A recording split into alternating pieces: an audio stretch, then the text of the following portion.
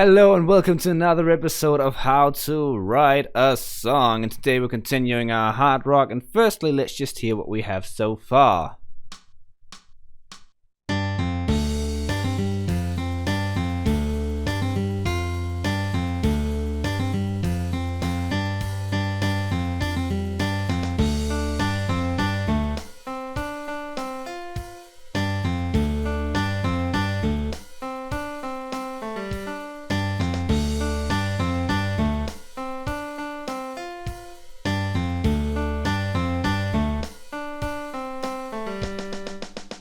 Now, the astute observer may notice I've changed two things. Firstly, I've changed the tonality because I talked with the guitarist who's going to play the thing, and turns out that he doesn't have a guitar that can turn down to a B tuning, so we're going to make it a drop D tuning instead, which works much the same way, just with D instead of B. But yeah, it's going to be a little bit lighter. I still think it's going to work fine. It's not going to be as heavy because it doesn't get as deep, but I think it'll work fine. I still think it's going to sound heavy. Another thing I changed is that our little intro, if I only have it played once instead of twice, because I just found listening to it again in preparation of this episode, I just found that it got too long having it played two times. Right, but let's just jump into it. And today we're looking at the chorus. Now, last times when we worked with this song, I didn't actually want to write chord, but now we're going to have more fill in the guitar, so I'm going to write chords, but everything is going to be power chord, which I will write with that little 5. And I'm just done in primary, which is D because we've changed the tonality. And actually, I think I'm gonna use this, from the 4th to the 3rd to the primary that we have in the riff all the time. I'm going to use that as chords now. So I have primary here, I keep the primary here, then I have the 4th, which would be G5, and then I go to the 3rd, which would be F5, right? And then I can just copy paste those chords. But now here's something I like to do, and that's not specifically for like heavy, not heavy hard rock songs, but just something I like in general, because if I want to have my chorus a bit longer, what I sometimes do is I basically make like a little A-B form. So you can see we have this A that says D, D, G, F, right? And the chord's D, a D here, G, F. And then we have that again. So now I'm going to do something new. But what I'm going to do is actually very much the same in some way, because now I'm going to say D5 and then directly go to a G5 if I hit the right keys. To an F5, back to a D5, and that way not only do I make it feel like there's some progression, some evolving through the chorus, but I also make sure that, because I'm going to have my hook line here, so I can make sure that my hook line goes to my primary chord, right? But now the first thing I'm going to do is actually copy paste in some drums. Yes, I'm copy pasting again because I want to keep this for on the floor groove, right?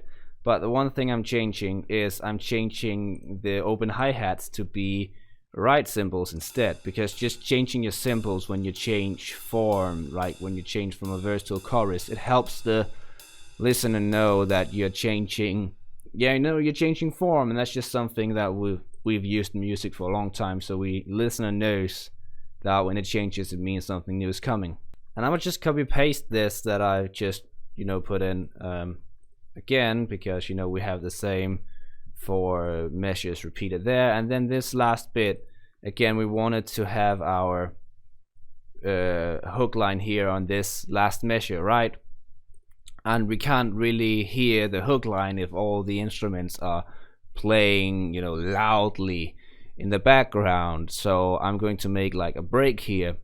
So what I'm going to do is actually I'm gonna copy that up here, so we have that little ending up there instead, and I'm gonna delete that, and then I just copy our crash and our kick down there, so like the first beat is marked but the rest is just empty for the melody to break through, right? And let's look at the guitar now. So what I'm gonna do firstly is just I'm going to mark all the beats, right? Because we want to have clear stresses on all our beats, and we don't want the guitar to take too much attention away from the singer. He wants to be heard, right? And a distortion guitar takes a lot of attention, so to make sure that he sort of stays in his place, and by that I mean, you know, lower than the singer, so we actually can hear what the singer does. I'm not going to have him do anything fancy for most of the time, but at the end of every second measure, he's going to have a little riff, and a little riff, just a little, yes, a little riff, a little something. And I'm gonna do this firstly, and I'm gonna explain to you why in a moment, and then I'm actually creating a pickup, not the exact same pickup as before, and not that, I don't think. I think I'm going from F to D, and then make those power chords as well. And that exact same thing I'm going to do over here, right? But now we have a G. I'm filling those out as power chord in a moment. You don't have to look at the screen for you to see it. Now, here's the thing, because remember I created this little thing over here. Now I'm gonna create this thing, which maybe looks familiar because that's actually what we've been using in, you know, our intro riff, that little quick thing. So that reappears here in our chorus, but at the same time, you know, this thing is really like this thing, just changed to better fit our D chord, but also, you know, not to give the surprise away too quickly. And then we just, you know, once again have our pickup over here, and I'm gonna just quickly make those into power chords. So you can see I've made those into power chords, and actually also put our little pickup, our chorus pickup up here. So let's just hear what we have so far, and I'm playing it from up here so we can get that pickup along.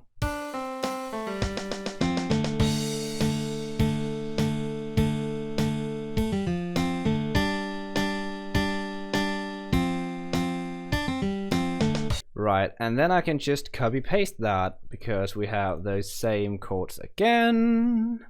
But then, you know, over here it changes because now we can't have a D here, now we need to have a G. So I'm gonna just put these up so they fit G, and that would be up a fourth there. And actually I'm going to leave out the last because again here we're going to have a break, and actually we could just fill that out because we know there's going to be a break there.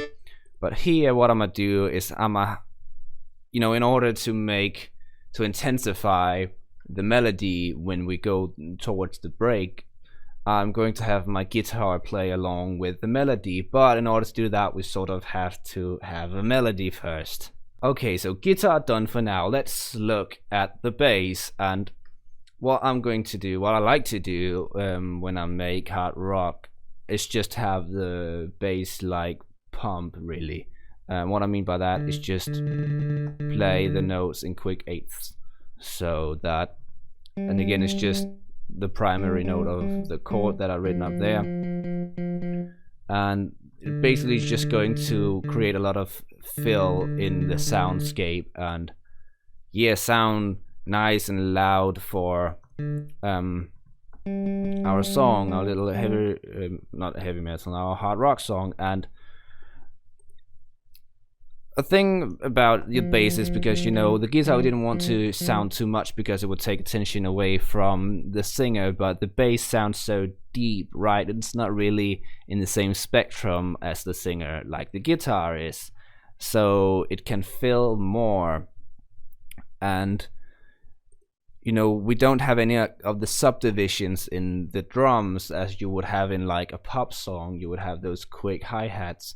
So a way to still keep those subdivisions clear is to put them in the bass, which I'm doing right now. And then we can go up to a G, and then we can go down to an F, and then we can have our break on the D. Great, so that's basically the bass. And let's just quickly hear at least the start of it with the bass. I'm just starting it down here without the pickup, so that would sound like this.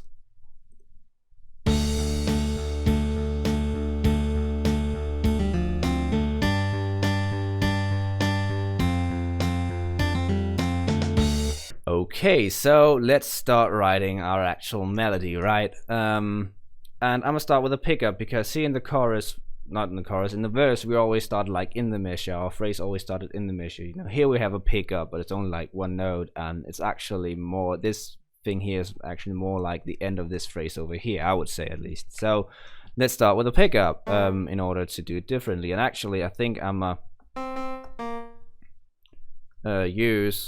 said that wrong. I'm gonna use like the fifth of this pickup up here in the melody, because if the guitar is already playing it, it becomes much easier to sing, which is, you know, nice for the singer, but it's also nice for the publicum, the audience, because the audience wants to be able to sing along, right? You want to have your audience to be able to sing along, and that's also why I'm just starting on the D there, because that's our primary note.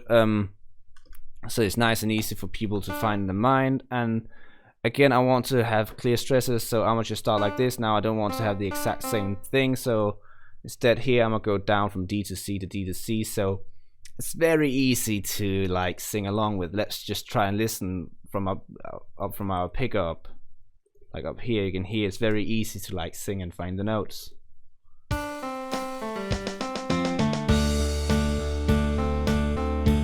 And now actually what I'm gonna do is I'm gonna just steal from myself again that little phrase, or not phrase, but that little thing we had going up here, because to me that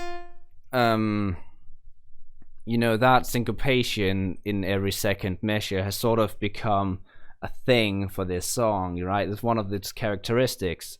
So I'm gonna copy that again. And again, it works to be very high in the notes and such. But let's just hear it from our pickup up here, so we can hear it with that last bit we added.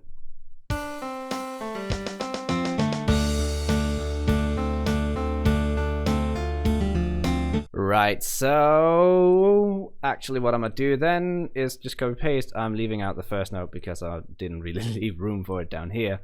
But again, we don't want it to be the same, actually, we just want it to be the same rhythm. We're going to make everything deeper, so let's just go down the pentatonic scale, which means instead of a D, we go down to a C, and then we can go down to an A, and then it would be G and F.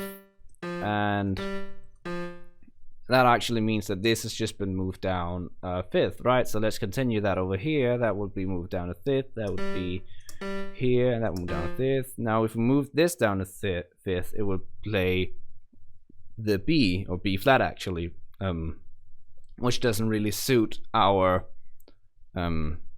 scale. So I'm going to take it down a third instead to this D, because that's our primary note, and that's also the note that's going to be played here in the guitar. So it's going to sound nice together. Let's just hear it from up here with our pickup.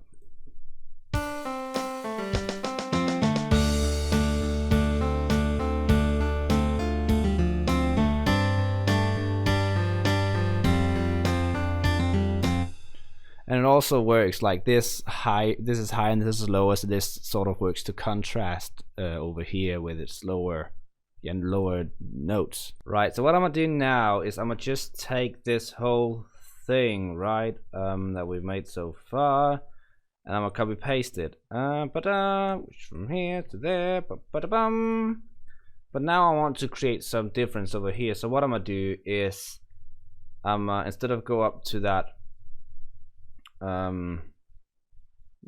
I'm gonna go down here and go from A, I said A, to G, right? I'll probably have to have a talk with my notes and make sure that they do the right thing.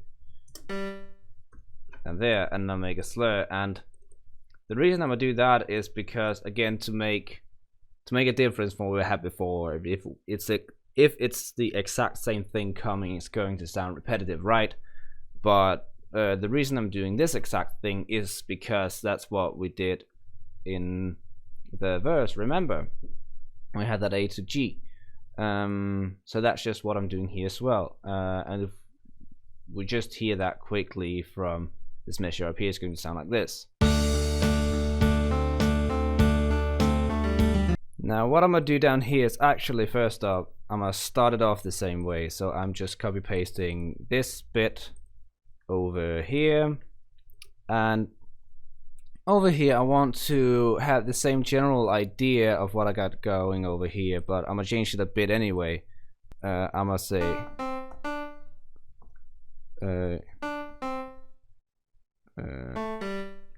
right, so you can see this part is actually the same as that part, but I just used that quick C to go down and back up, so just a little turning note.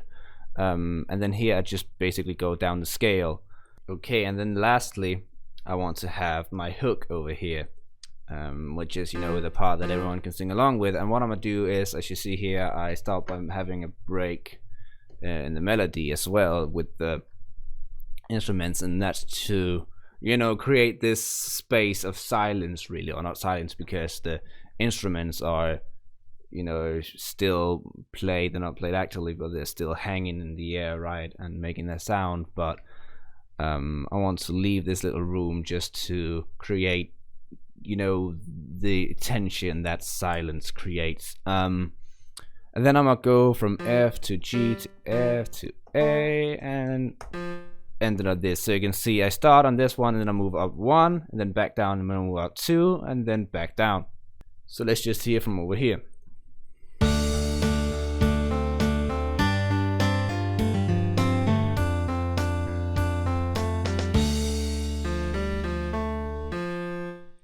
Now I should remember, as I said, I wanted to fill this out, so that played along with the melody, and let's just do that real quickly. Actually, I don't think I'm gonna do that, and the reason for that is because I'm gonna make all this power chords, and if I made that a power chord, I'd come down to a note that I don't actually have. So I'm going to leave that one out, but the rest I'm going to turn into power chords, and let's try and hit now with that.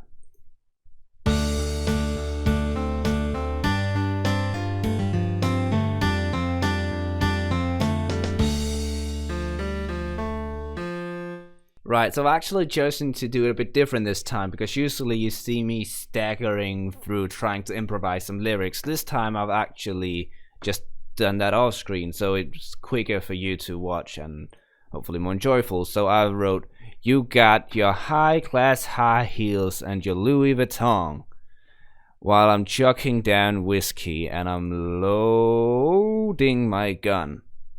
Because that's manly to load gun, and it's feminine to wear Louis. Yeah, okay, there's some stereotypes working here, but I mean, it's just to create contrast between the two characters.